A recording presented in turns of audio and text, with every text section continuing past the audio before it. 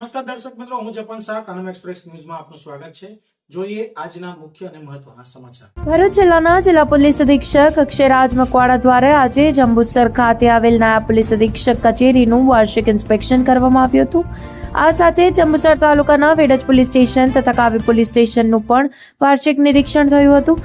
Inspection દરમિયાન કચેરીના દફતરો, મહત્વપૂર્ણ ફાઇલો અને વહીવટી કામગીરીની ઝીણવટભરી સમીક્ષા હાથ ધરાઈ હતી. એસપીશ્રીએ જંબુસર વિભાગ હેઠળ આવતા પોલીસ સ્ટેશનોમાં કાયદા અને વ્યવસ્થાની પરિસ્થિતિ વધુ મજબૂત બનાવવા તેમજ પેન્ડિંગ કેસોનો ઝડપી નિકાલ લાવવા જરૂરી માર્ગદર્શન આપ્યું. આ ઉપરાંત પોલીસ પાસે રહેલા શસ્ત્રો અને અન્ય સાધનોની જાળવણી અંગે પણ તપાસ કરવામાં આવી. પોલીસ અધિકારીઓ અને કર્મચારીઓ સાથે બેઠક યોજી પ્રજાલક્ષી કામગીરીને પ્રાથમિકતા આપવા, ગુનાખોરી પર નિયંત્રણ કડક બનાવવા અને શિસ્તબદ્ધ કામગીરી સુનિશ્ચિત કરવા સૂચનો આપવામાં આવ્યા હતા. આ પ્રસંગે જંબુસર વિભાગના નાયબ પોલીસ અધિક્ષક સહિત અન્ય ઉચ્ચ અધિકારીઓ અને પોલીસ સ્ટાફ હાજર રહ્યા હતા. એસપીના નિરીક્ષણથી પોલીસ તંત્રમાં સક્રિયતા અને જવાબદારીનો ભાવ વધુ મજબૂત બન્યો હોવાનું જણાયું. રિપોર્ટર જપન શાહ, જંબુસર.